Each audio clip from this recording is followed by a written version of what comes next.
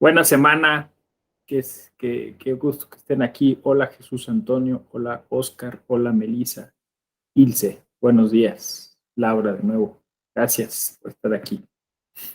Qué bueno que nos vemos hoy de nuevo, porque de alguna forma el viernes pasado, bueno, pues faltó un tiempo, ¿no?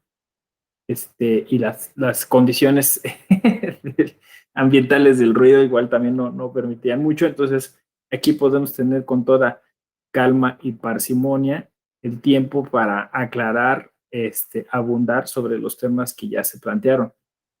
Alguien que me quisiera colaborar con un poco de la retroalimentación. Hola, Jonathan. O sea, algo así como me llamó la atención esto, este, mm, se me quedó esta cuestión como, pues ahí, de alguna forma, me llamó la atención y se me quedó grabado, ¿no? Esto, alguien que me colabore un poquito, así como lluvia de ideas, ¿no? Adelante, Ilse, gracias. Bien, buenos días a todos. Bueno, estábamos hablando de este tema de la inclusión y cómo la inclusión, cómo le hacemos para esto de ser incluyentes, vaya más allá de la retórica o de lo planteado en una ley y cómo se hace concreto. Cómo igual los que estamos aquí nos involucramos con eso y yo desde luego pienso en mi región. Yo recuerdo que tenía una maestra de desarrollo comunitario que siempre nos exhortaba a regresar a la comunidad, a retribuirle ¿va? Lo que había hecho por nosotros, porque nosotros, bueno, los que estudiamos en escuelas públicas, le debemos eso a la comunidad. Entonces, pensando en esto de que, por ejemplo, con nuestros pueblos originarios que han sido marginados históricamente, que de repente no tengan un intérprete y nuestra obligación, en mi caso, mi obligación o mi pendiente de, por ejemplo, no saber ni siquiera una de las lenguas de las tantas originarias que hay en Chiapas, yo soy de Chiapas. Bueno, es lo que a mí me llega, ¿no? De lo que platicamos. Excelente, sí. De hecho, si gustan, les propongo un concepto que hace mucho se me ocurrió para nombrar esta cuestión específica a la que se refiere Ilse, que me parece muy bien que se le haya quedado eso como mensaje de aquella clase. Y yo le llamo hipoteca social. Hipoteca social. Que va muy vinculada a la idea que les comenté el viernes pasado sobre el reconocimiento dinámico de derechos, ¿no? Eh, la hipoteca social supondría que, es una idea, digamos, hasta cierto punto sencilla, pero que sí tiene alguna complejidad en cuanto a su desarrollo histórico, ¿no? Básicamente, cualquier sociedad, por muy pobre o rica que sea, o sea, no importa si es país de primer o tercer mundo, que además es una categoría que ya no se utiliza, pero bueno, países en vías de desarrollo. Es decir, que cualquier sociedad tiene o genera pues, una especie eh, de desequilibrio, ¿no? De desigualdad. Insisto, hay unas que la brecha, que es como se llama, la brecha es menos, en nuestro caso la brecha es mayor, ¿no? Entonces, hay grupos que dentro de esa sociedad pues han tenido más oportunidades, han tenido más posibilidad de alcanzar un tipo de bienestar, ¿no? Entonces, eso se ha dado porque a lo largo de la historia, pues ha habido un superávit económico, ¿no? O sea, es decir, hubo un momento en que la economía generó una especie de remanente que permitió que ciertas personas, como es el caso de nosotros, pudiéramos acceder a una educación, pudiéramos tener, en su caso, pues un modo de sustento más o menos regular, ¿no? Es decir, que al final eso no es como se cree, digamos, en una filosofía liberal, pues, azares del destino, una mano mágica como la que sugería Adam Smith, que vino a acomodar las cosas, sino en realidad son sinergias sociales que hacen que esta mañana nosotros estemos aquí sentados gozando del servicio de Internet, ¿no? Pues sí, cómodamente resguardados de la intemperie, mientras que otras personas llevan quizá 3 o 4 horas en el campo con un asadón o arriba de un tractor, ¿no? Y que necesitan hacer eso para comer, ¿no? O en una fábrica bajando palancas, moviendo botones, ¿no? Entonces, lo que dice Ilse es sumamente importante, ¿no? Se generó por todos esos factores la posibilidad de que nosotros gozáramos de un privilegio. Insisto, en cada caso mayor o menor, pero un privilegio, ¿no? Entonces, esa oportunidad debe asumirse como una hipoteca social, es decir, esos réditos, ese rendimiento, ese superávit, posibilitó que haya profesiones donde se pagan las ideas, se pagan los proyectos, los desarrollos y otras que tengan que ser manuales, que tengan que ser de trabajo físico, ¿no? Entonces, pensemos esto, ¿por qué los trabajadores, las trabajadoras están ahora incluso poniendo en riesgo su integridad física, todas esas cuestiones? No hacen una revolución, ¿no? Y derrocan todo y dicen, a ver, quitamos a esos baquetones que están sentados en la computadora. ¿Por qué no lo hacen? Porque de alguna forma hay un mecanismo social en donde ellos y ellas esperan que nosotros hagamos algo para cambiar las cosas. Y eso yo lo llamo hipoteca social. Es decir, sobre mis hombros, así hacemos un cálculo de los millones de mexicanos y mexicanas que somos, ¿no? Y dependiendo incluso el grado académico que uno tiene, pues pesan cientos o no sé si incluso miles de personas que están a la expectativa de que yo genere un cambio, que yo haga una buena idea, que yo entregue un buen proyecto, que yo haga bien mi trabajo para que esas personas tengan mayor acceso a la justicia, para que tengan más posibilidades de cambiar su propia vida, ¿sí? Más o menos.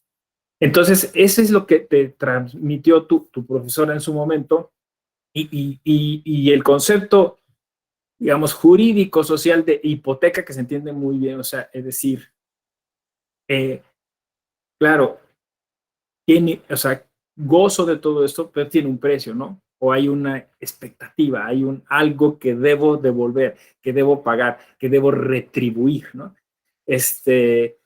Porque yo tuve más oportunidades. Y entonces, aunque, aunque hayan pagado por su formación educativa, ¿no? Todavía, como dice Ilse, si es educación pública, pues todavía con más fuerza, ¿no? Esto es todo un cambio de mentalidad, ¿no? Porque pues aplicaría para quien ha recibido una beca, un apoyo, incluso, voy a decir, para quien está en un curso gratuito de la EGE. Porque aquí hay erario público, ¿eh? Sí, más o menos. Entonces, claro, le decía yo a Jonathan en la clase pasada, ¿no? El chiste es lo que tú estás haciendo, hacerse preguntas, ¿no? Por ahí empezamos, ¿no? Sí, ¿cómo debemos incluir? ¿A quién debemos incluir? ¿En qué medida? ¿No? ¿Qué approach, ¿no? O qué acercamiento tenemos que tener con esas comunidades cuando, bueno, justo como, o sea, como tenemos esa hipoteca social, de alguna forma incluso advertirles que algunas prácticas no son correctas, pues es también parte de esa hipoteca social, ¿no? De ese compromiso social, ¿no? Muy bien, gracias. ¿Alguien más desea colaborarnos con algún comentario, alguna cosita que les llamó la atención de la clase pasada? Así vamos como calentando motores, conectando, haciendo sinapsis, algo, lo que se... Adelante, Jesús Antonio, gracias. Bueno, yo el día que tuvimos la clase me quedé pensando en lo que dijo Jonathan de lo de la venta de niñas y lo que usted respondió de que tenemos la parte de la trata de personas, pero como que no lo dimensionamos que ambas cosas están súper mal. por ejemplo, otras cosas, por ejemplo, los linchamientos en comunidades un poquito más remotas, nosotros tenemos un sistema judicial que tiene inocentes en la cárcel, ¿no? Entonces, me quedé pensando de cómo usualmente no dimensionamos esto y me recordé una frase que nos dijo un profesor que nos dio cuando yo estudiaba la licenciatura en la clase de África, que es el pez no medita sobre el agua, sobre cómo acercarnos a comunidades que no entran en lo que usualmente tomamos como occidental, eh, como para entender mejor, ¿no? Que son como distintas aproximaciones, pero que usualmente nosotros no dimensionamos lo nuestro. Nada más eso.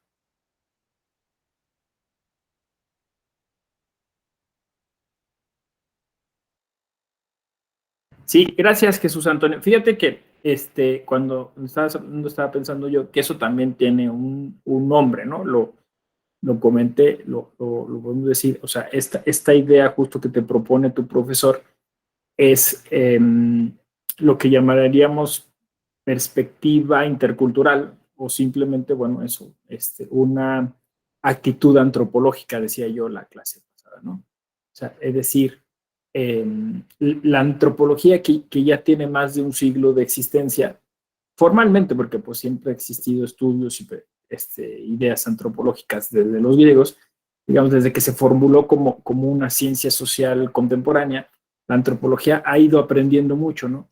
Entonces, esta es eso, es ese acercamiento, ¿no? Es sumamente importante. Creo que nos llevó a una muy buena reflexión la vez pasada, porque decía yo ahora, ¿no? ¿Cómo me acerco a ese otro grupo, ¿no? Y digamos que la antropología, la interculturalidad supondría, pues primero con mucha cautela, ¿no? O sea, es decir, con mucha humildad, cero prepotencia, ¿no? O sea, no pensar que yo soy parte de una cultura superior.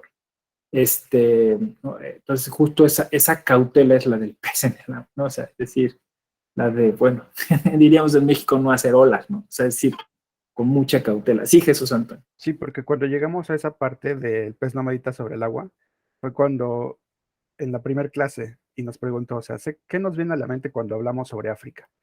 Y mucha gente dijo, subdesarrollo, pobreza, hambre, no sé, gente en taparrabos corriendo por ahí, ¿no? Y nos dijo, usualmente no dimensionamos que en África es un continente completo, con ciudades grandísimas. Por ejemplo, Lagos en Nigeria es una ciudad que tiene prácticamente el mismo tamaño que la CDMX, ¿no?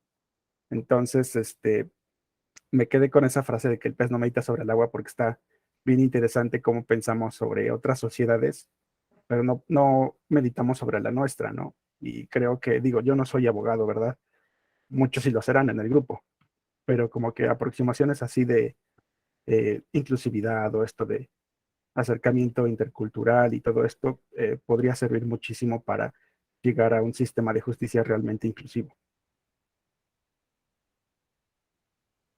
Así es. Fíjate que, o sea, justo es que eso es lo interesante de un diplomado como este, ¿no? Que el trasfondo filosófico se vuelve determinante, ¿no? Eh, y entonces estos planteamientos que se hacen desde, vamos a decirlo así, desde incluso casi desde una aproximación psicológica, ¿no? O sea, decía yo, y también creo que lo repitió Ilse ahora, trascender el discurso, ¿no? Esa fue la frase que utilicé, ¿no? Pasar a los hechos, ¿no? A la materialización de la inclusión, ¿no? Y entonces pareciera que, que curiosamente no debiéramos teorizar o abstraer o filosofar porque eso nos alejaría de la práctica, pero paradójicamente al contrario, nos acerca. O sea, entre más claro nos queda, más nos comprometemos con esa causa, ¿no? Más entendemos que ese es el único camino, como decía yo la clase pasada, ¿no? O sea, para tener una democracia realmente sustantiva y un cambio sustancial, ¿no? O sea, eso es, ¿no? Entonces, entenderlo así, entender la inclusión desde esa perspectiva, ¿no? Entonces, me parece que efectivamente quizá uno de los, fíjense, una de las grandes herramientas que dentro de este diplomado se podría incorporar a nivel teórico-práctico, o sea, porque se tiene que primero interiorizar, ¿no? Se tiene que introyectar, como dicen los psicólogos, y ya después se puede ejecutar. Una de las grandes herramientas es esto que estás diciendo ahora, Antonio, ¿no? O sea, es decir, es la llaman ahora empatía, ¿no? Sensibilización, deconstrucción, ¿no? O sea, lo platiqué la otra vez, ¿no? O sea, yo sé que están muy manoseados estos conceptos, pero en realidad se trata de eso, ¿no? O sea, se trata de abatir nuestros sesgos cognitivos y de terminar con clichés. Así como en ese ejercicio de ¿cómo te imaginas África? Bueno, pues resulta que si algunos europeos les preguntan ¿cómo te imaginas México? Nos imaginan con sombrero, rebozo, montados en un burro, ¿no? Dormidos en en una penca de agave, ¿no? O sea, bueno, en un agave así nos imaginan, ¿no? Entonces, claro, yo diría, voy a decir una expresión, no es despectiva, o sea, pero tiene mucho sentido y quizás solo un mexicano o una mexicana lo entienda lo que voy a decir. Pero es quizá la discriminación más recurrente en la sociedad mexicana, que es el clasismo.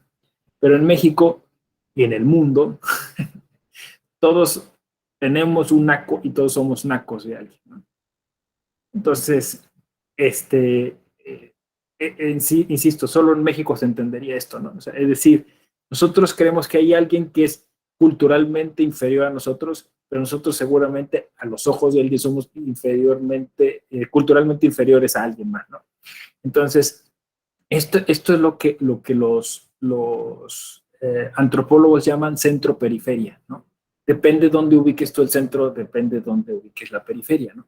Entonces, nosotros somos siempre el centro de algo, pero la periferia de alguien más, ¿no? Ese es el tema, ¿no? Entonces, dicho es así, la conclusión es, no tiene sentido discriminar, ¿no? No sé si me explico.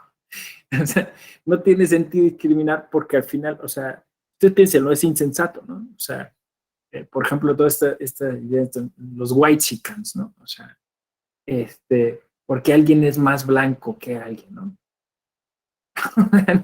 Es una tontería, o sea, es una tontería, y sin embargo, sucede. O sea, sucede que haya esas distinciones y que haya esas operaciones mentales donde alguien trata de distinguirse de los demás por una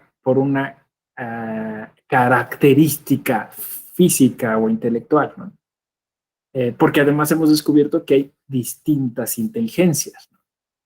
Entonces, o sea, vayan ustedes un poco analizando esto que estamos conversando con Jesús Antonio, porque la gama es amplia, ¿no? El que discrimina porque tiene un título académico, ¿no? Por sobre los que no lo tienen, ¿no? El que discrimina porque tiene un color de piel por sobre los que lo tienen de manera distinta. El que discrimina porque tiene un género por sobre los distintos otros géneros que existen. Y así, ¿no? Así podríamos estar toda la mañana, ¿no? Aquí decía yo introyección, deconstrucción, empatía, todos estos conceptos, porque al final del día, pues es un asunto de categorías y de cuestiones mentales que uno se genera, ¿no? Mm, Yo por ahí hice un estudio que se llamaba Web History, ¿no? La historia de los migrantes mexicanos en Estados Unidos, ¿no?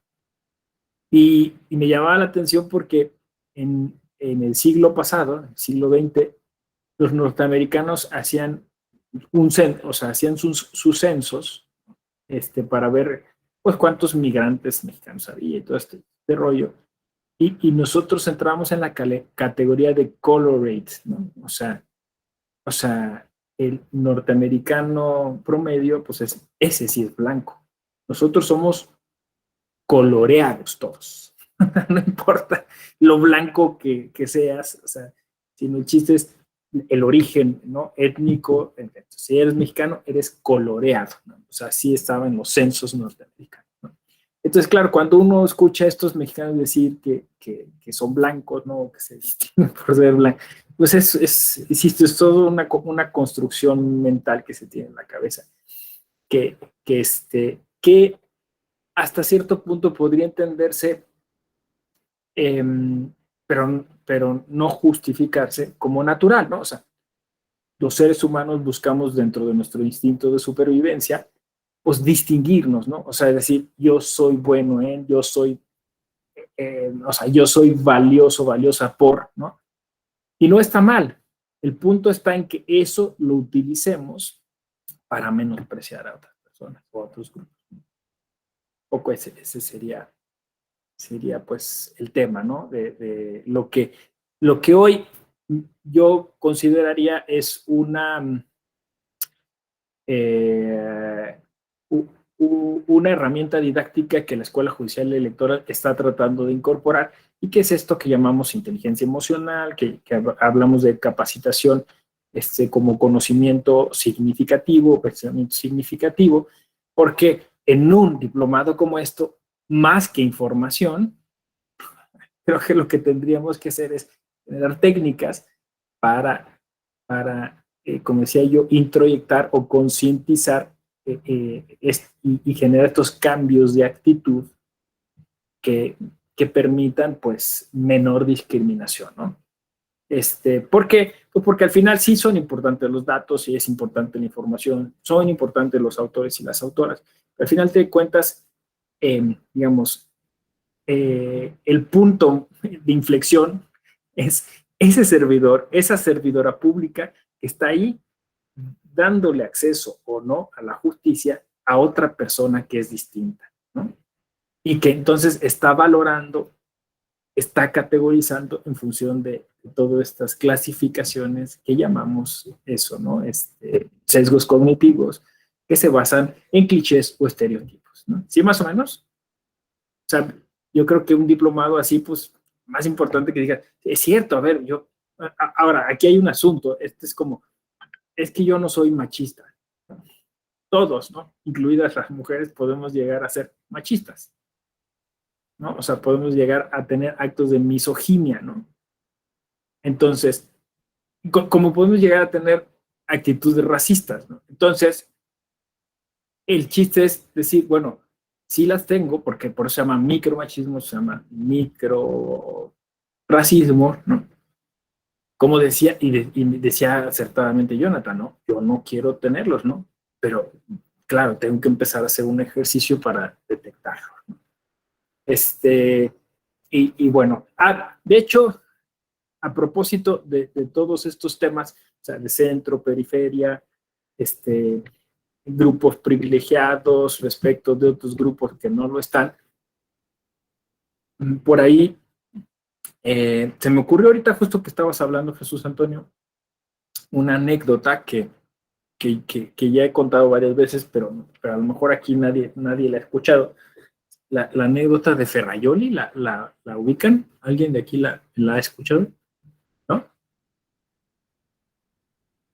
Bueno, se las cuento porque creo que está aderezada de muchas cuestiones que podrían resultar útiles para un diplomado como el que estamos afrontando, ¿no? Bueno, pues resulta que me invitaron a la Universidad de Brescia hace algunos años como profesor visitante, la profesora Tecla Mazzarese. Y es importante este dato porque se hacía todo en el marco de la diversidad cultural, ¿no? Entonces, se festejaba en el municipio de Brescia, pues, la semana de actividades sobre diversidades culturales. Entonces, ahí, pues, yo iba a estar de hecho, vino el alcalde de la ciudad a inaugurar el curso que se iba a impartir en la universidad, y asistió pues, todo el personal académico de la Facultad de Derecho, ¿no? Y no sé si alguien más le falta, pero bueno, estaba ahí todo el personal académico de la universidad, y entonces yo tenía que hablar sobre pueblos indígenas. Tenía que hablar sobre estos temas de pueblos originarios. Y entonces lo hicimos a través del cine, ¿no? O sea, propusimos una serie de películas, en su momento se visionaron las películas, se las comento porque incluso puede ser interesante por si las quisieran tener en el mapa. Una era Xcanul, que es una película de Jairo Bustamante, un director guatemalteco. Yo les recomiendo mucho en este tema de pueblos indígenas y cuestiones sobre verdad, memoria. Una película también de Jairo Bustamante que se llama La Llorona. Tremenda película. Si la pueden conseguir, si la pueden ver, es maravillosa. Básicamente es la idea, la leyenda de La Llorona. O sea, es un crossover, ¿no? Como cine social con cine de terror, ¿no? Entonces, la leyenda de La Llorona es, pues, es un político retirado en Guatemala que, pues, cometió muchos crímenes de lesa humanidad durante la dictadura y tiene pues, el personal que le ayuda, de servicio, es de origen maya, entonces están en la casa, ¿no? Y llega una chica que nadie conoce, que nadie ubica, mientras él está sufriendo justo, bueno, él está dentro, no sufriendo, está dentro del juicio de la Comisión de la Verdad en la que están juzgando si es o no, pues eso, ¿no? Un genocida. Entonces aparece esta chica y bueno, ya ahí empieza un poco a mezclarse la historia entre la leyenda y la justicia transicional. Entonces es una joya la película porque tú ves una película sobre justicia transicional a propósito de genocidios cometidos contra la comunidad maya, ¿no? Yo creo que es un material fílmico único, ¿no? Entonces, bueno, está esta parte. Vimos también El Corazón del Tiempo, que es una película mexicana sobre las comunidades zapatistas, alguna otra cosa. Bueno, estuvimos comentando muchos temas sobre perspectiva intercultural y pues le llamamos así filosofía del derecho comunitario o filosofía del derecho a partir de las comunidades indígenas. En Italia hay mucho interés por estos temas, ¿no? Y Tecla es una filósofa analítica, entonces Tecla yo la veía como, pues así como, es decir, pensativa, no intervenía mucho, escuchaba atenta, ¿no? Y bueno, al final de esa semana me dice Tecla, bueno, ya acabaron las clases, fíjate que en la tarde de viernes va a venir Luigi Ferrajoli a Brescia, en el marco de estos festejos, a hablar sobre su tema, ¿no? Constitucionalismo y diversidad cultural, ¿no? Entonces dice, ¿me acompañas? Vamos a ir a un edificio del municipio, que ahí donde va a exponer Ferrajoli, ¿no? Sí, Tecla, con todo gusto, ¿no? Entonces fuimos a oír a Ferrajoli. Pues Ferrajoli se echó su rollo de siempre, ya sabes, ¿no? O sea, que hay que elevar el asunto de los derechos humanos y del Estado de Derecho a un formato universal, una constitución universal, porque básicamente la preocupación de muchos italianas es la migración africana que están sufriendo, ¿no? Entonces, pues ya saben los temas, ¿no? Le están disputando los puestos de trabajo, ha aumentado la criminalidad porque pues estos migrantes están por todos lados, se ve fea la ciudad porque estos migrantes visten de otro modo, ¿no? Todas estas cosas un poco a las que se refería Jesús Antonio, ¿no? Entonces Ferrajoli, pues, ¿sí? Sacando al racista que lleva adentro, pero lo ocultan a través de muchas fórmulas, ¿no? Bueno, es que estos que llegan tienen que conocer que los derechos humanos son importantes, tienen que adaptarse a los derechos humanos. Pues tenemos que generalizar el Estado de Derecho, ¿no? O sea, eso es lo que urge, hay que hacerles, o sea, creo que incluso el último libro de Ferrajoli es así, ¿no? Una constitución para el mundo, ¿no? O sea, se viene de la soberbia, ¿no? O sea, la constitución para el mundo, ¿no? Y entonces, bueno, bla, bla, bla, su rollo. Y entonces dicen preguntas y Tecla se levanta así como con un resorte, ¿no? Yo quiero preguntar. Tecla es así, es muy impulsivo. Entonces dice, exacto, qué buena frase, que aprendan nuestras costumbres pacíficas aún a la fuerza. Y entonces Tecla se levanta y dice, yo quiero preguntar, y ya, ¿no? Entonces, un auditorio amplio, o sea, habría ahí unas 80 personas, ¿no?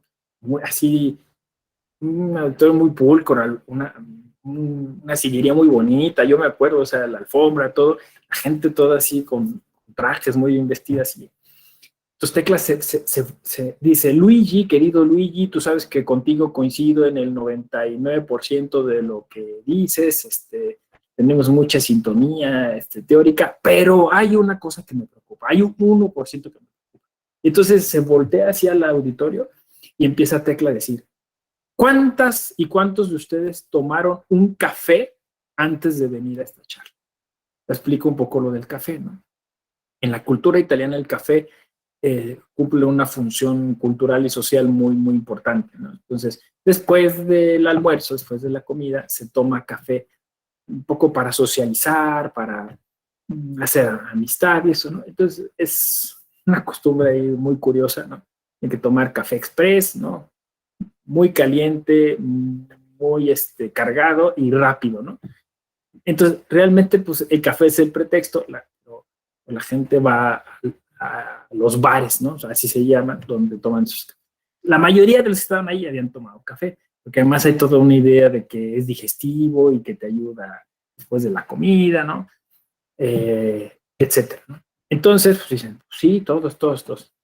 Y entonces dice Tecla, ¿alguno de ustedes se preguntó de dónde venía el grano de café que tomaron?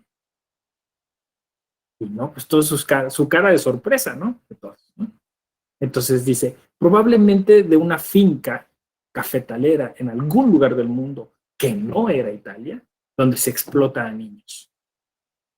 Muy probablemente comprado a un muy bajo costo, ¿no?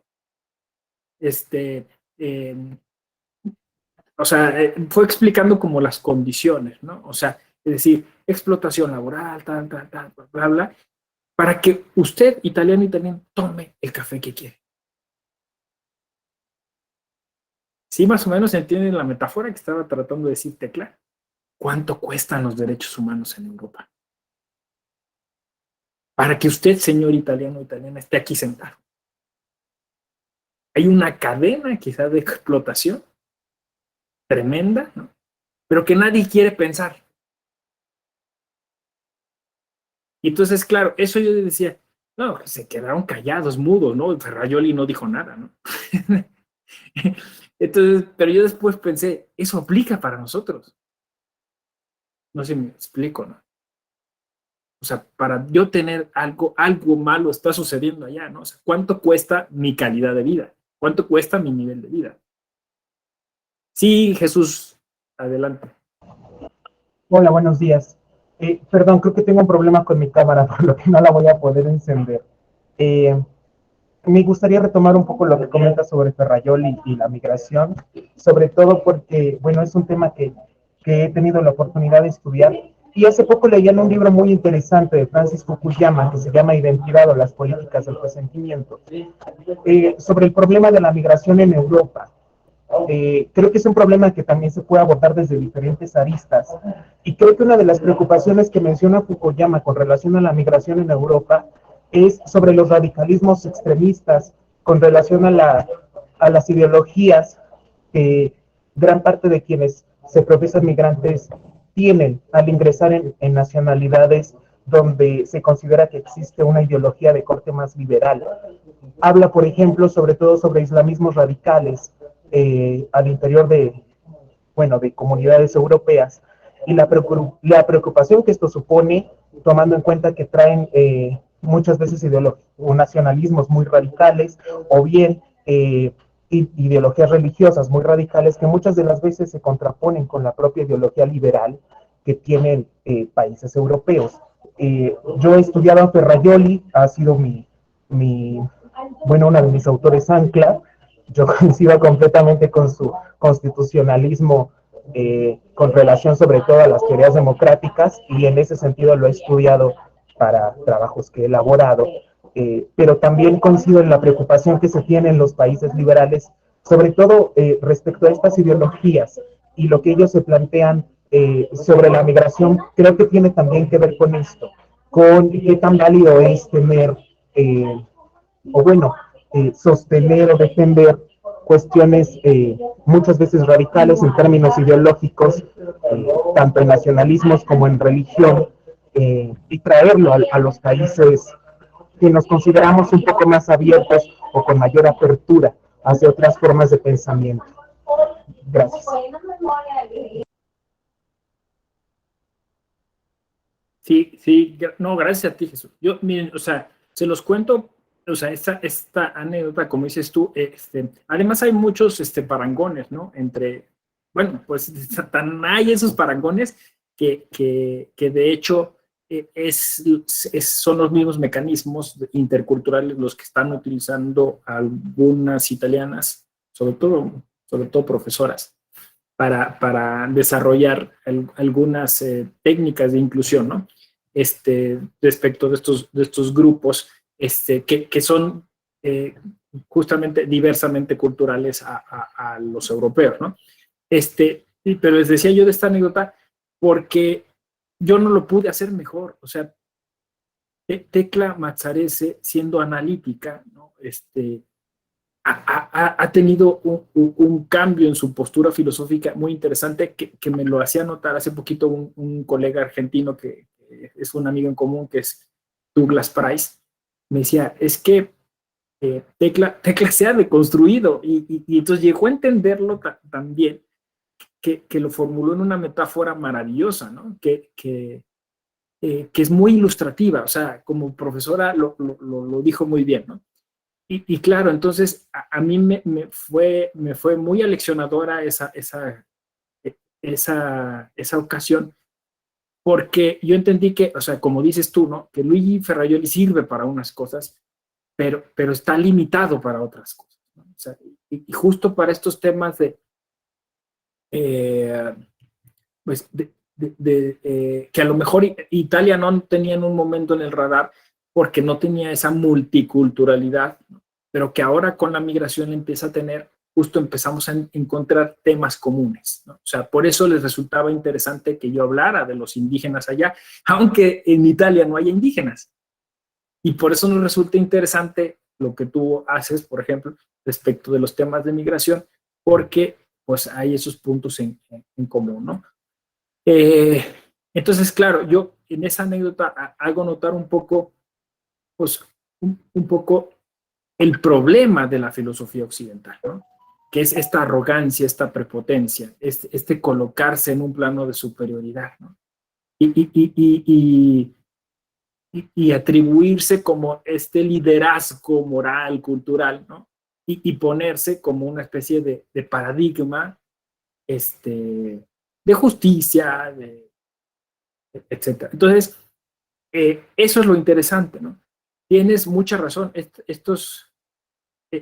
Estos grupos de migrantes que llegan con otra ideología, que llegan con otra cultura y que llegan con otro idioma, que llegan con ideas, incluso como dices tú, a veces muy complejas a nivel religioso.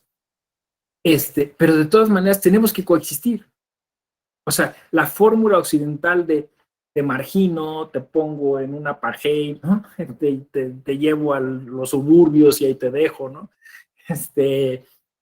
Hasta que te hagas como yo, ya no funciona. No sé si me explico. Ese es el modelo Ferrajoli, ¿no? O sea, hasta que seas como yo podemos hablar. Porque al parecer van a ser más los que sean distintos a Ferrajoli. Entonces, eso no es sustentable. O sea, no hay manera de. Bueno, la discípula de Tecla Mazzarese, que es Paola Parolari, que les recomiendo mucho sigan, ella su tema es la interculturalidad.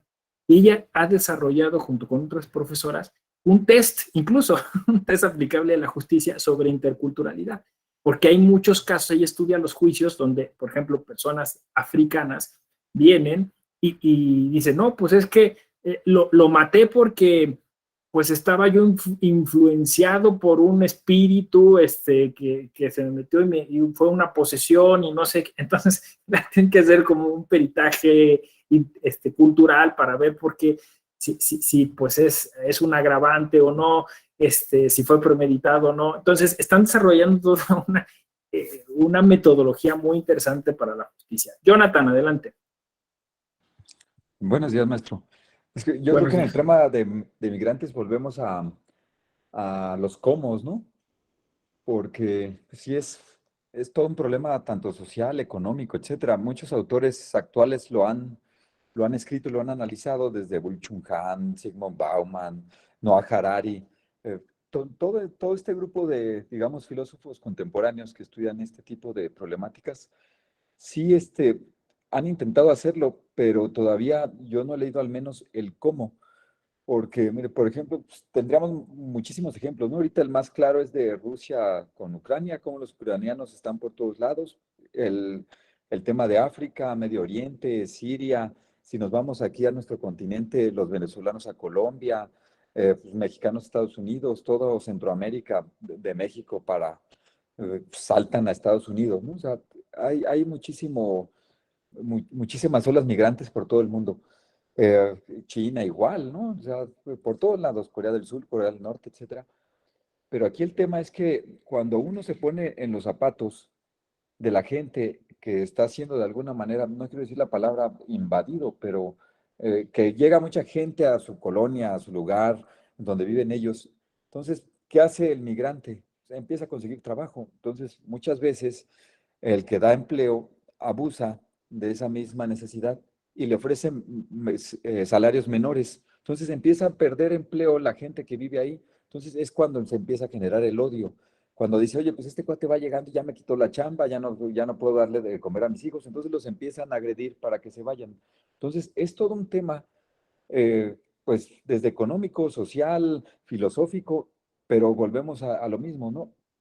El cómo convences a la gente que vive en esa comunidad de que los migrantes pues, no son malos, que finalmente también vienen por una vida mejor, porque en sus países pues no tuvieron la misma oportunidad, o pues en el caso de la guerra, pues oye, si me quedo en este país, pues me van a matar.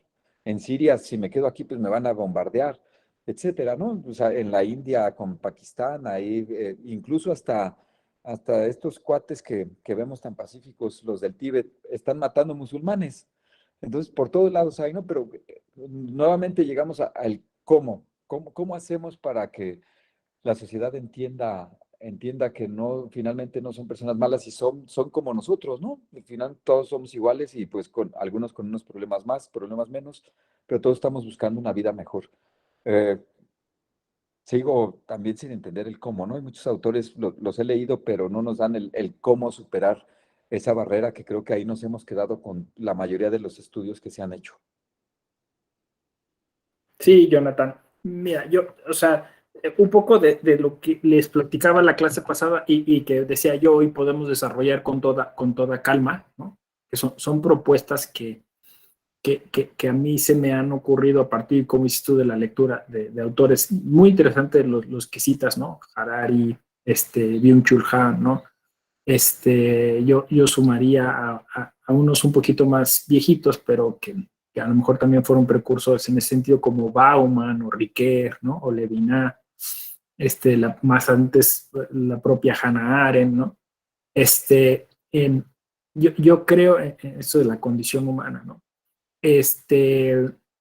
Yo creo que como estos autores y autoras han señalado, el principal problema, viéndolo de manera dialéctica, o sea, es decir, si el problema ha sido una cultura occidental acendrada, planteada en el individualismo, ¿no? Que nos ha hecho egoístas, que nos ha hecho eh, personas desconfiadas y estar a la defensiva, y entonces que hemos preferido de alguna manera el conflicto, la guerra, ¿no? Entonces, si tú lo ves de manera dialéctica, pues entonces tendrías que empezar a decir, bueno, pues si preferíamos el conflicto, ahora tendríamos que preferir el consenso, el orden, ¿no?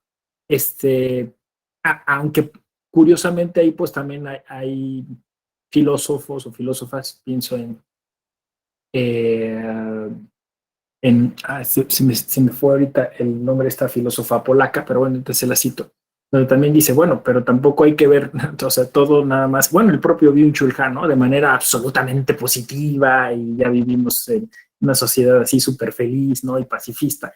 O sea, hay que ver que el conflicto debe administrarse también de alguna manera, ¿no? Entonces, sin caer en ese utopismo o idealismo, pero sí empezar a hacer esa dialéctica, ¿no? Entonces, ¿por qué? Porque parece que un cierto tipo de conflicto beneficiaba a un cierto tipo de élite, ¿no? Entonces, la guerra significa dinero. ¿Por qué se sigue haciendo la guerra? ¿Por qué se está haciendo la guerra hoy en Ucrania? ¿O por qué esa guerra le lleva dinero a alguien, ¿no? Como dices tú, ¿no? Porque alguien se siente cómodo con esa explotación. Y de alguna forma, lo que está sucediendo con la migración, así suena a veces un poco injusto, pero es así, es culpa de los propios europeos. O sea, los europeos colonizaron el mundo, ¿no? Y ahora son los miembros de sus propias colonias los que están llegando a tocarles la puerta, ¿no? O sea, es decir, tú saqueaste mi país, tú te llevaste todas las riquezas, ¿no? Tú me constituiste en tierra de manufactura y ahora pues estoy en guerra y como dices tú, tengo que huir de ahí. Entonces, por eso inventamos pues, todo esto del derecho internacional público de los derechos humanos, el derecho humanitario, el asilo político, ¿no? Pero pues eso estaba condenado al fracaso porque no alcanza, ¿no? O sea, en un argumento de reducción al absurdo, básicamente tendrías que ir con barcos, los europeos tendrían que ir con barcos a todas esas colonias donde se portaron mal y subir a todas las personas que se encuentran en una condición, pues eso, de indigencia o casi al borde de la muerte y traerlos a Europa. No sé si me explico. No sé, así tendría que, o sea, si fueran realmente así, o sea, las cosas, como pues todos merecen asilo político de alguna manera, ¿no?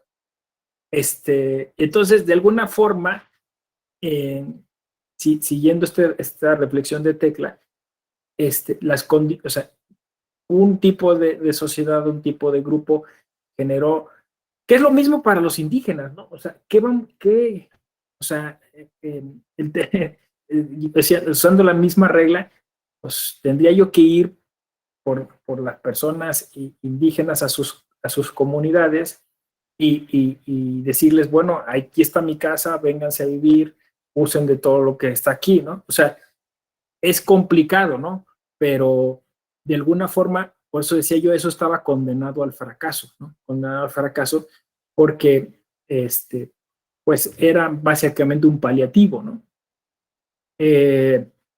Entonces, lo que se tiene que ahora es justamente haciendo esa dialéctica, buscar una filosofía de la coexistencia, ¿no? O sea, es decir, primero abandonar esas posiciones egoístas. Yo no sé, a ver, se los voy a proponer. Va a parecer un poquito, voy a decirlo así, pues no sé si ambicioso o va a parecer hasta exótico lo que les voy a decir. Pero si ustedes se inscribieron en un diplomado de justicia inclusiva, o sea, inclusión, que es un término como técnico, ad hoc para un tipo de academia, pero en realidad tiene que ver con un cambio de cultura, con una actitud, y tiene que ver con cuestiones como solidaridad o incluso hasta amor. O sea, no sé si lo habían pensado, pero o sea, en este diplomado se tendría que hablar del amor, porque o sea, tendríamos que ser una sociedad distinta para amar y entender a los demás de un modo distinto para permitirles acceder. Si no, todo es pura apariencia y simulación. No, o sea, básicamente, insisto, tendríamos que generar un modelo que sea sustentable donde la mayoría de personas posibles pudiera tener la mayor cantidad de oportunidades posibles.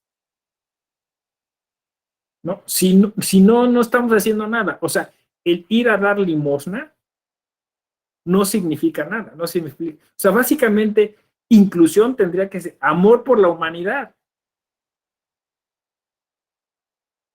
O sea, querer que todos estén mejor. Pero nuestra filosofía y nuestras instituciones y nuestro modelo de justicia no está planteados así. están planteados para los que están arriba sigan estando arriba, para que los que tengan privilegios sigan conservándolos, ¿no? Y de alguna forma generar la expectativa de justicia, no la justicia, la expectativa de justicia. Porque, insisto, si no se arma la pelotera, ¿no? O sea si exacto, un día alguien se harta y dice, no, ya, o sea, esto, nomás me engañaste de que querías que estuviera bien y que estuviera como tú, pero nunca lo quisiste. Era un engaño, o sea, era una simulación. Decías querer, ¿no? Pero, ¿qué hiciste para que realmente yo tuviera? Ahora, lo interesante de esto es que además no tenemos que verlo en términos crematísticos, en términos monetarios, ¿no? O sea, aquí se pone más interesante.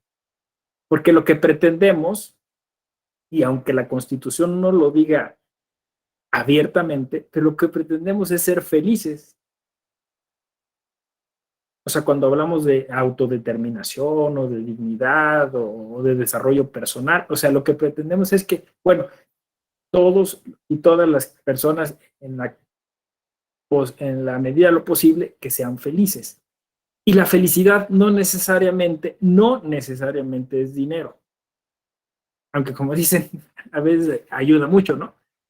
Pero, o sea, estamos en un punto de inflexión muy interesante porque va a haber cosas que hoy no tienen un precio y que lo van a empezar a tener de manera, pues, inaudita, ¿no? Como es el agua, por ejemplo. Yo creo que a esta generación le va a tocar vivir eso. O sea, le va a tocar, hoy, si no es que ya le está tocando, y que la felicidad va a implicar tener agua.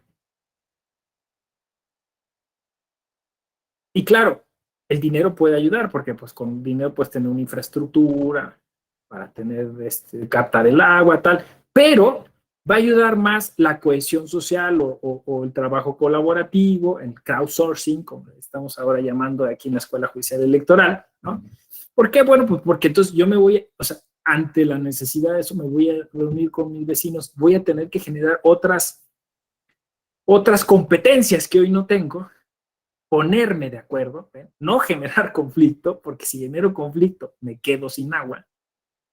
Y entonces, en lugar de irme a la justicia, a demandar a mi vecino porque me corte el agua, voy a tener que generar competencias para ponerme de acuerdo con mis vecinos y buscar el modo de captar agua o de reunir agua o de tratar el agua.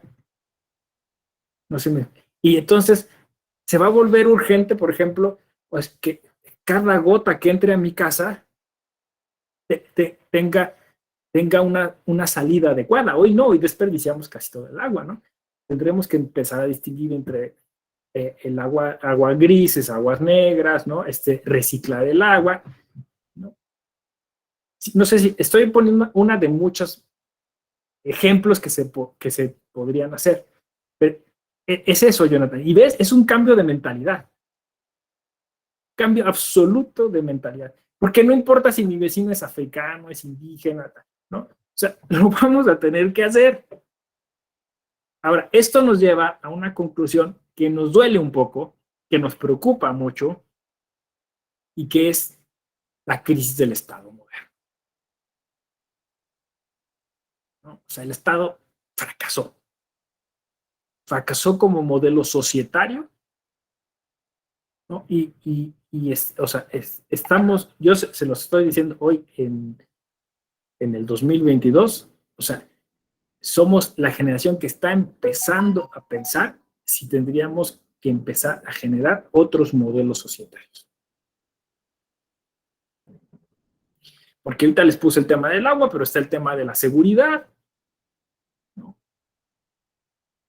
Está el tema alimentario, que no nos quieren, pues eso, asustar, pero en realidad hay un problema ya, ¿no?, de desabasto.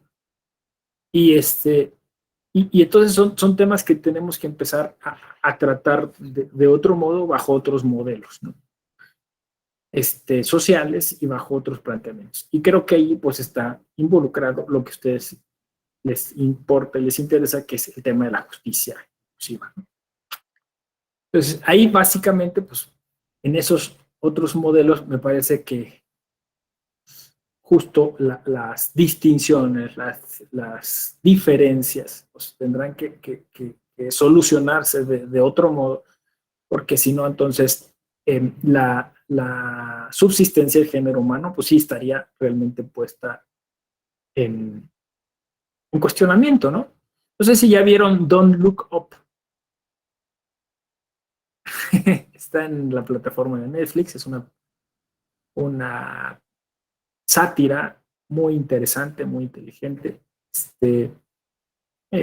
Un poco sobre esto estoy diciendo, ¿no? La insensatez del género humano por no entender, pues, un poco estos temas que estamos tratando, ¿no? Y que tiene que ver justo con todos estos autores que nos citó Jonathan, como Byung-Chul Han, un poquito sobre la posverdad y estas cuestiones, ¿no? Entonces, me parece que hacia allá van las cosas. Sí, adelante, Ilse. Sí, ahorita que comentaba esto de cómo decidimos a partir del egoísmo o cómo nos identificamos como los otros, ayer hubieron elecciones en Colombia y entonces estuve leyendo algunas opiniones de las personas que votaban, las diferentes ideas de quién debía ganar. Y ya al final que gana la fórmula de Petro Gustavo y Francia, eh, cuando se marca el mapa de por quiénes votaron, resalta que Bogotá, a quien como que le reclaman, ¿verdad?, que está bien, vota por una fórmula que no lo representa, y la periferia, que es los que también más votaron por Petro, que son los grupos marginados, sobre todo personas que se identificaron con la vicepresidenta hoy, bueno, va a tomar protesta dentro de poco, que son afrodescendientes o comunidades indígenas. Entonces, algunos de los que habían votado por Francia desde Bogotá mencionaban, yo no voté por mí, ¿va? O sea, yo en ese momento siento que vivo bien, pero voto por esta periferia que mucho tiempo hemos rezagado y todo eso, ¿no? Es lo que quería intervenir. Sí, claro, tenemos ahorita este tema a flor de piel, el tema coyuntural, ¿no? Además, en México otra vez se ve como un partido entre la América y las Chivas, ¿no? Polarizado, ¿no? Y entonces, pareciera que si aplaudes del triunfo de Petro, entonces estás de un lado, y si lo criticas, tú estás del otro, y pues creo que, como bien se puede entender, las cosas no son así, ¿no? No se trata de bloques, ¿no? No se trata de otra vez la Guerra Fría, con apoyadores de un lado y de otro, ¿no? Y está muy interesante el asunto de Colombia porque, bueno, pues los gobiernos, yo acabo de estar en Colombia la semana pasada y bueno, un poco la historia es la que ya sabemos, ¿no? O sea, es decir, malas administraciones, gobiernos que, bueno, pues se adscribían con una ideología liberal que había pues generado bastante pobreza, paradójicamente, ¿no? Y que entonces pues veían en la opción de esa izquierda que Pedro está liderando, Petro, perdón, está liderando, y Francia como una buena opción, ¿no? Eh, es interesante a nivel semiótico, simbólico y político, ¿no? La llegada de esta vicepresidenta, eh, que representa a una comunidad muy nutrida en Colombia. Colombia es de los países latinoamericanos con más comunidad afrocolombiana, eh, y que además aporta muchísimo a la cultura colombiana en temas culturales, culinarios, ¿no?, artísticos, pero creo que ahora puede empezarlos a aportar en temas políticos y en temas jurídicos, ¿no? Pero imagínense, o sea, yo hasta cierto punto voy a decir, me da envidia Colombia en cierta medida, porque la cultura afrocolombiana es muy rica, ¿no? Y tiene muchas fórmulas interesantes por ejemplo, las comunidades que también se puede incluir justo en este tema que estamos tratando, ¿no? Afrodescendientes, tienen un sentido de resistencia tremendo. O sea, un derecho a la resistencia, un derecho pues eso, a reinventarse, ¿no? Entonces, y tiene un sentido de identidad muy, muy interesante, que les genera mucha creatividad para poder organizarse socialmente, ¿no?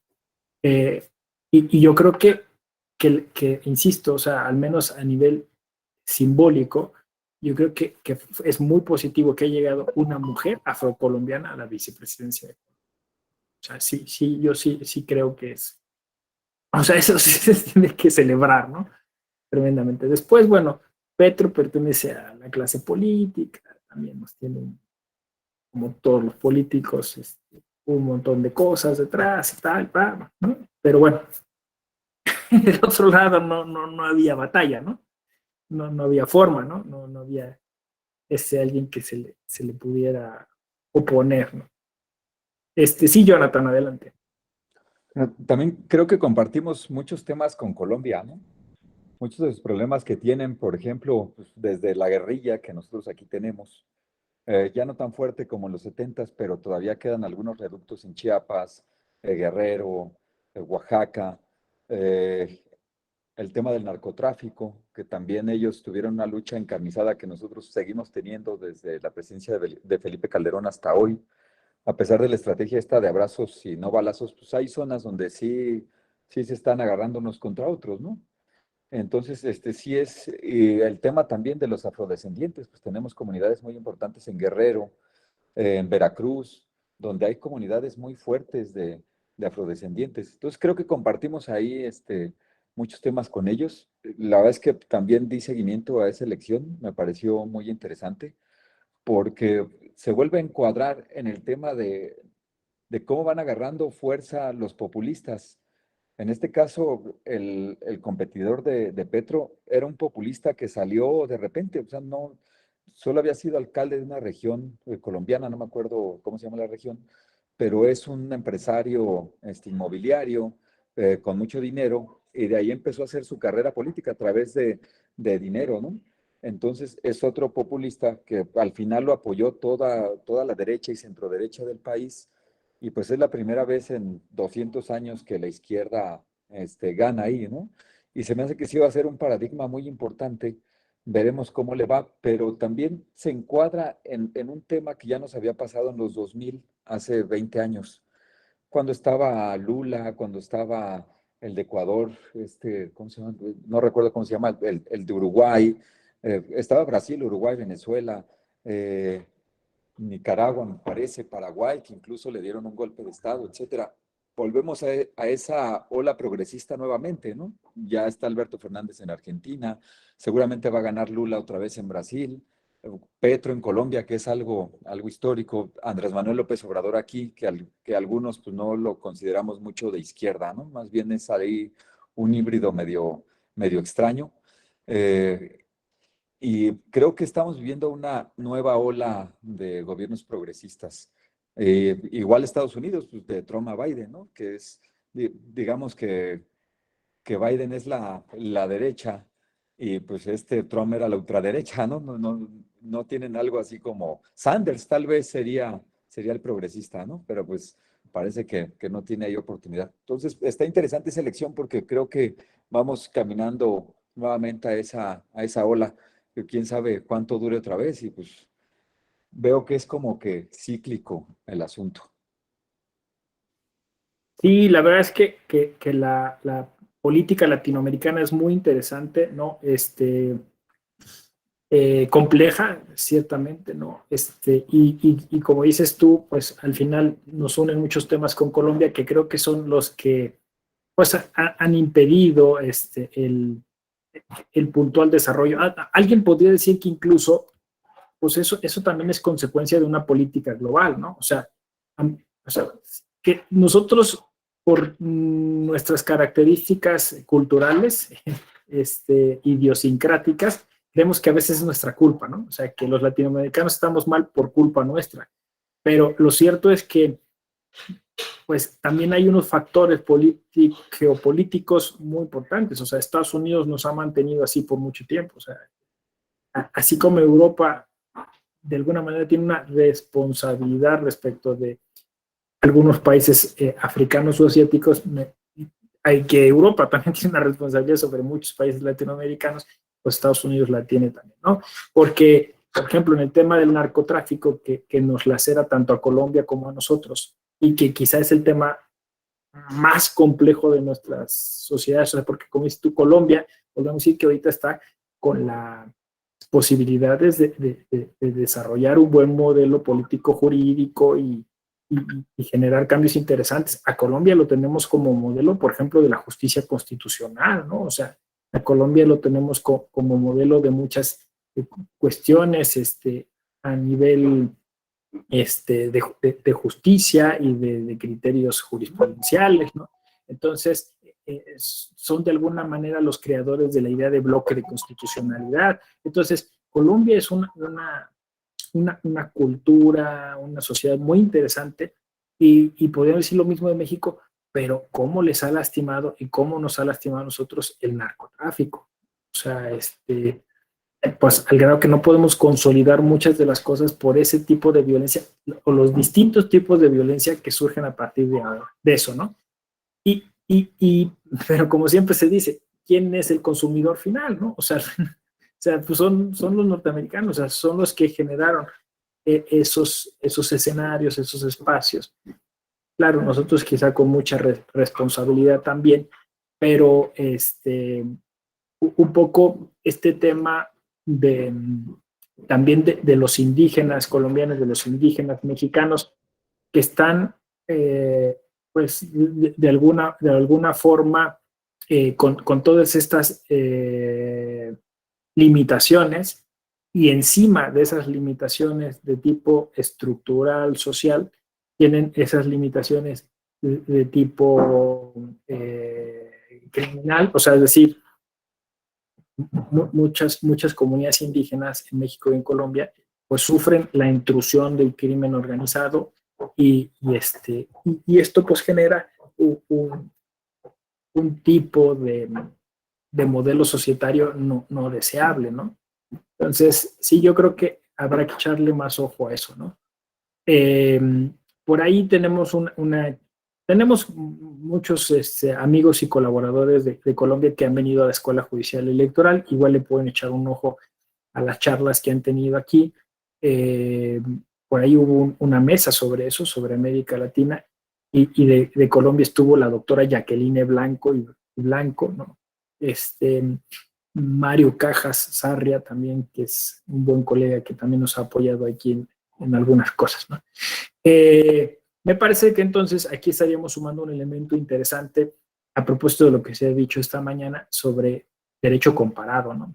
Es decir, para hablar de justicia e inclusión, creo que es muy importante pues hacer este ejercicio comparado, ¿no? con otros países para ver, como decías tú, Jonathan, cómo lo están resolviendo, porque dice, yo veo, o sea, veo muchas críticas, pero no veo del todo unas soluciones concretas, pero pues ahí vamos como lidiando con esos temas y tratándolos de solucionar de algún modo, y parece que en América Latina tenemos pues algunas similitudes que nos harían pues incluso hasta visualizar, alguien dice, un modelo latinoamericano, ¿no? Eso también es polémico, si realmente tenemos esa identidad o no, pero pues sí al menos sirve como una especie de refuerzo, de complementación a toda esa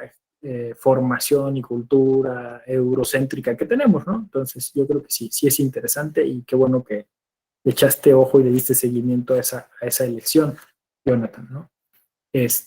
Bueno, y sobre volviendo, digamos, ya al contexto mexicano, sobre algunas de las herramientas que nosotros, o sea, tratando de esbozar ese modelo incluyente dentro de nuestra justicia, que, insisto, no dejamos de comparar con otros países e incluso despejearnos con el sistema interamericano. Ahí también es un punto interesante, porque lo interamericano, pues de alguna manera, genera ese gozne, ¿no? entre todos los países de la región.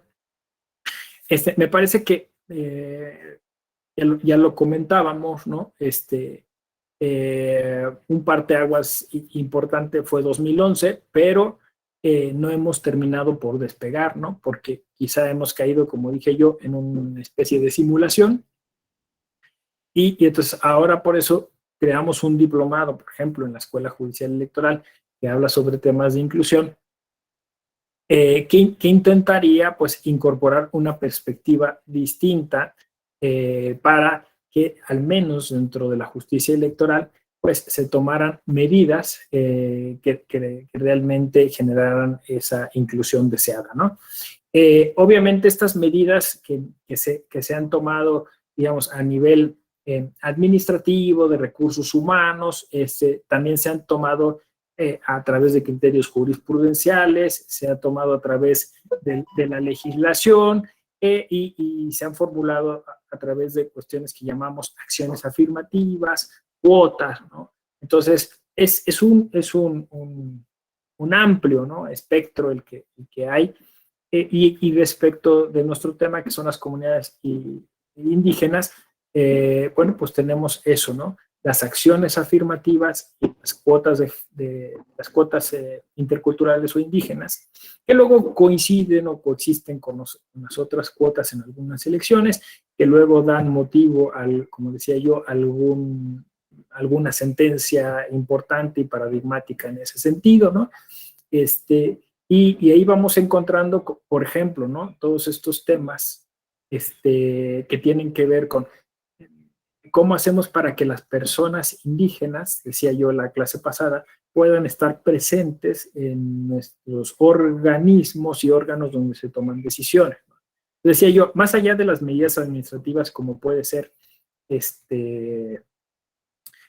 instalaciones adecuadas para que entren las personas con discapacidad o permitir que en ciertos lugares o puestos haya personas de estos otros grupos, que no lo hemos logrado, ¿no? Siempre hago la autocrítica, que me parece que, por ejemplo, tendríamos que exigirnos más para que en nuestros diplomados haya personas indígenas. Creo que eso urge, así como también personas. Tenemos contados con los dedos personas con algunas discapacidades. Tendríamos que hacerlo también para la carrera judicial, ¿no? O sea, tendríamos también que ver cómo hacemos para incorporar. Creo que el Tribunal Electoral se anotó un gol, como se dice coloquialmente, al crear la Defensoría Pública Electoral para Pueblos y Comunidades Indígenas, cuyos integrantes en buena medida son de origen indígena y hablan una lengua indígena, ¿no? Y ha servido mucho justo a nivel interno para entender este proceso de inclusión, pero también para generar la inclusión hacia afuera, ¿no? O sea, la Defensoría, o sea, ha logrado acercarse a estas comunidades, a estos pueblos, les ha asistido, les ha ayudado, ¿no? Y básicamente pues fue así, a través de la buena voluntad, ¿no? O sea, de la buena voluntad política, que pues se creó a través de un acuerdo plenario, ¿no? No fue propiamente un cambio legislativo, se incorporó y ahí pues ha ido generando muchos beneficios, ¿no? Te leo, Oscar. Si pudiéramos decir que el concepto de democracia está fracturado, a fin de cuentas somos nosotros o la misma sociedad la que necesitamos cambiar la mentalidad. Por lo tanto, necesitaríamos de edificar el concepto de soberanía del pueblo, ya que aparentemente somos democráticos, pero no en el sentido más puro de la palabra. Sí, yo coincido contigo, Oscar, lo formulaste muy bien, ¿no? Esta es con la hipótesis que iniciamos esta clase, ¿no? O sea, es decir, y pues tú le pones este nombre que me parece acertado, democracia fracturada, ¿no? Una democracia deslactosada.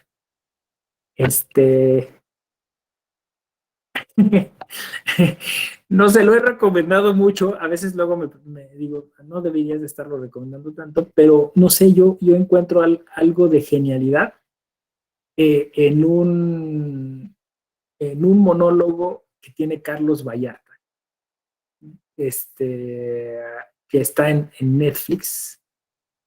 Ay, ¿cómo se llama? Bueno, es el último monólogo, creo que se llama el Anticristo, el Apóstata o algo así, ¿no?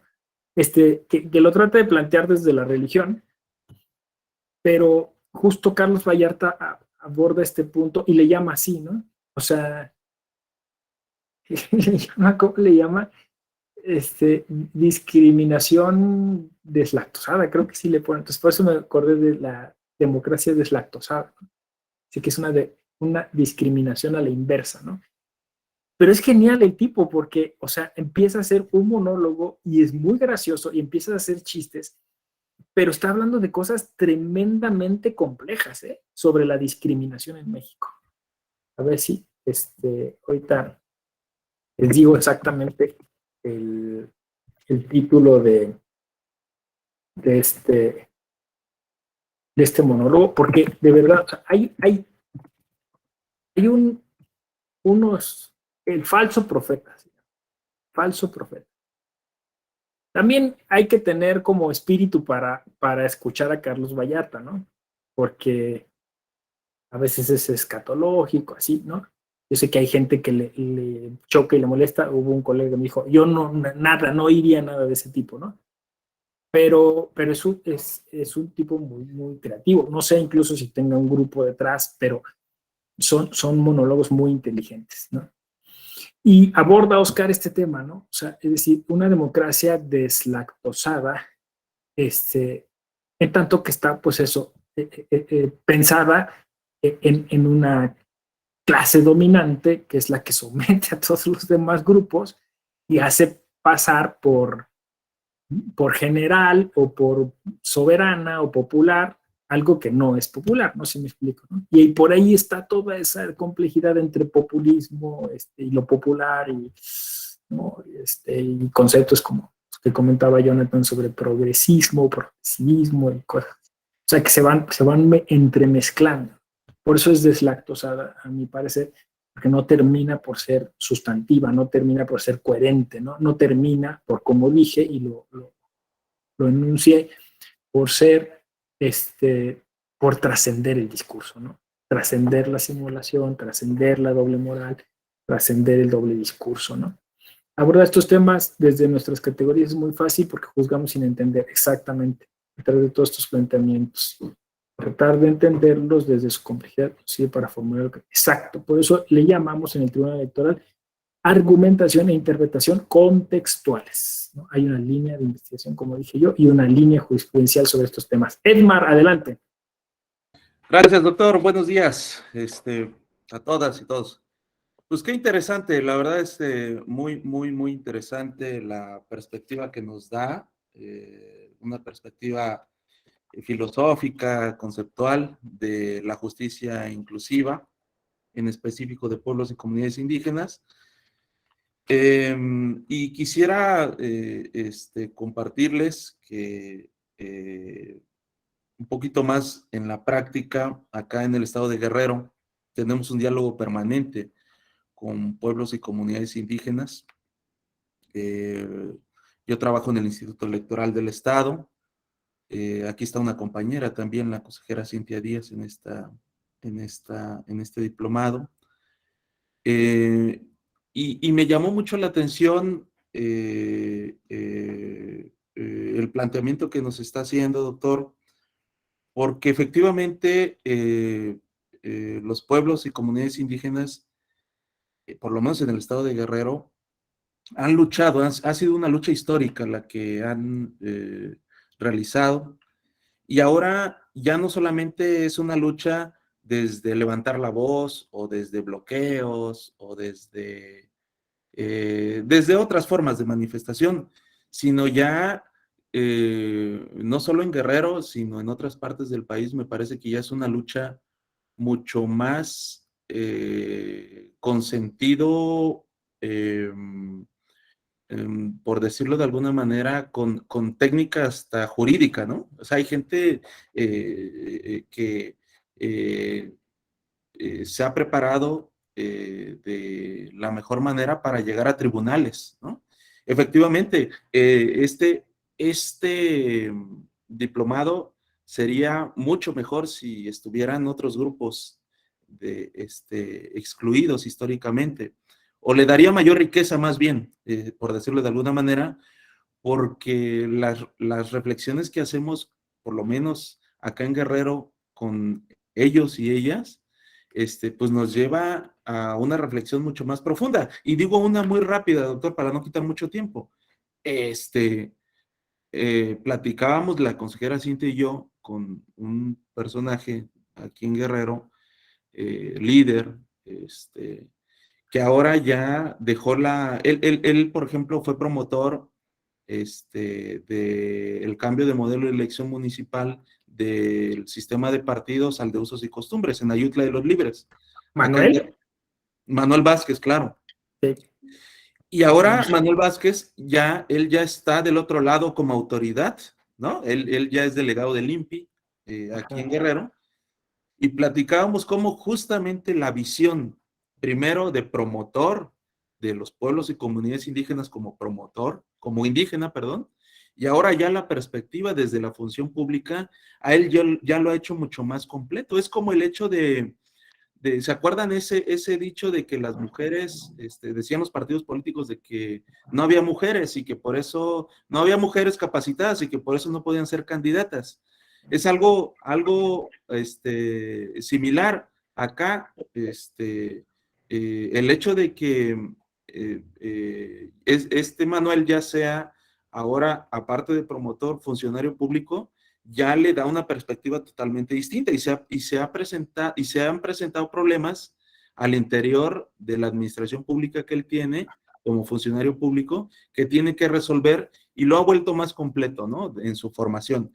Total que quise compartir esto porque efectivamente yo creo que hay mucho todavía que hacer y se decía en algún momento en Ayutla de los Libres, es que no hay que romantizar, esto se decía, no hay que romantizar el indigenismo, o sea, nosotros no queremos que nos vean como, ay, pues pobrecitos, vamos a darle sus derechos o vamos a generarle condiciones, ¿no? Sino así como, ay, qué curioso, ay, mi vida, exacto, ¿no? exacto, sino más bien, pues darles el espacio que realmente se merecen, ¿no? Pues es un poco de lo que tenemos acá en Guerrero y la verdad es que es muy interesante, ¿no? Fíjate que yo conocí a Manuel Vázquez porque a mí me tocó estar en las consultas para lo de Ayutla de los Libres, ¿no?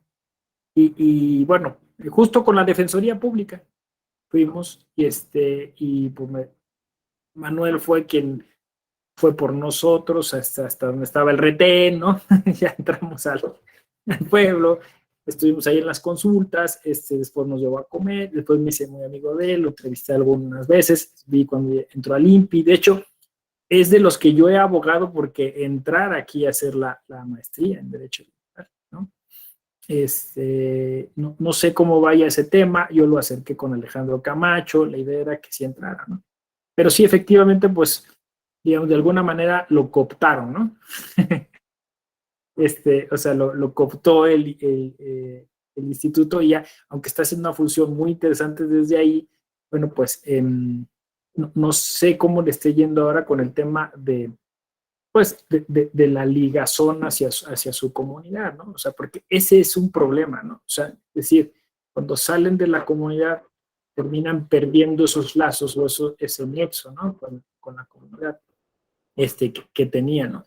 Ahora, en Ayutla hubo un asunto muy interesante, porque me acuerdo que, bueno, pues sí, fue una consulta muy nutrida, o sea, la gente fue, después se quejaron algunas personas de la comunidad mestiza de que no se les había convocado oportunamente, ya había habido tantas, como que, ¿por qué no viniste, no? Ya que estaba aprobada, ya querías.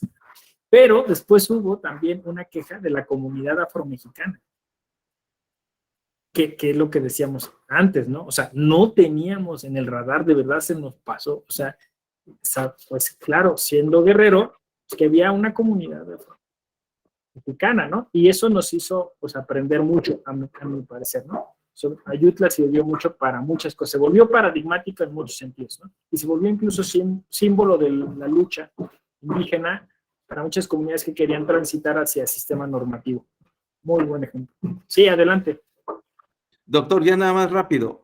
Fíjense, en Guerrero estamos hablando actualmente ya de diputaciones locales por el sistema de usos y costumbres. O sea, ya hay solicitudes de esa naturaleza.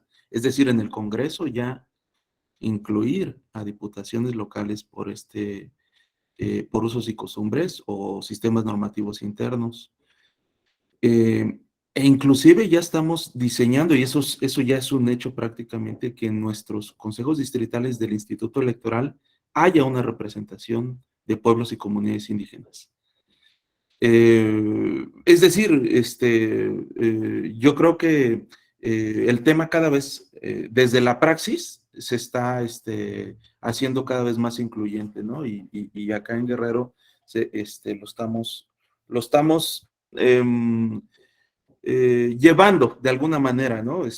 Por supuesto, la gestión viene siempre desde los pueblos y comunidades indígenas, ¿no? Así es. Sí, yo siempre he creído que después de Oaxaca y Chiapas, Guerrero es el tercer estado con diversidad cultural, con multiculturalidad, que hay que poner atención, ¿no? Por los factores históricos, culturales y sociales que sabemos, y a diferencia quizá de Chiapas y Oaxaca, ¿no? O sea, tiene, o sea, algunas otras peculiaridades el estado de Guerrero que me parece que sí es importante justo esto que dices, ¿no? Que se empiece a trabajar en ese sentido, ¿no? Para la inclusión de estos pueblos y comunidades, ¿no? Porque hay un sentido de comunidad en Guerrero muy, muy fuerte, ¿no?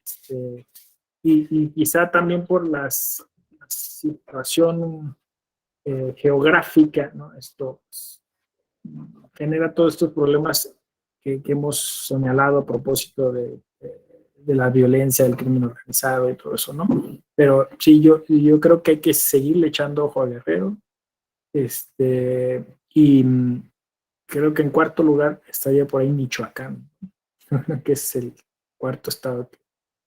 Después quizá la península, Yucateca, y ahí ya nos seguiríamos sumando todo. Pero bueno, es un tema que tenemos que atender en la mayoría de entidades federativas, porque aún no habiendo población originaria, con la migración empieza a verla, que es el tema. O sea, ya no hay, alguien me decía alguna vez, que le planteó un reto, ¿no? Es que en Aguascalientes no hay indígenas. Dije, bueno, que se sepa, ¿no? Pero migrantes, y entonces dije, bueno, vamos a investigar, ¿no? Vamos a investigar. Entonces, yo creo que ya es un tema que va a tener que atenderse sí o sí, ¿no? Porque además no solo se involucra a lo que entendemos hoy como indígena, que incluso es una acepción pues totalmente arbitraria, ¿no? Que representa una diversidad tremenda. Y al final, que lo indígena, ¿no? Al final, pues todo el mundo tendría un origen étnico, entonces todo el mundo sería indígena. Pero se entiende que hoy se utiliza ese término para tratar de identificar las personas que requieren, pues, de este reconocimiento. Bueno, pues, estaríamos por aquí. Claro, Edmar, con todo gusto, con todo gusto les platico de Ayutla. Estaríamos terminando esta doble sesión, que me dio mucho gusto conversar con ustedes y que construyéramos tantos conceptos interesantes. Les agradezco mucho su participación, su tiempo, su paciencia. Les deseo mucho éxito en este diplomado. Creo que nos vamos a volver a ver, me parece. No sé, quizá nos volvamos a ver en alguna otra clase aquí, y si no, pues seguro en algún otro espacio de la Escuela Oficial Electoral. Gracias, Oscar. Cuídense mucho Ilse, nos vemos a la próxima y que tengan bonita semana. Hasta luego. Gracias. Gracias. Hasta luego, gracias. Ay, Hasta María. luego, gracias. Hasta luego, Elizabeth. Gracias.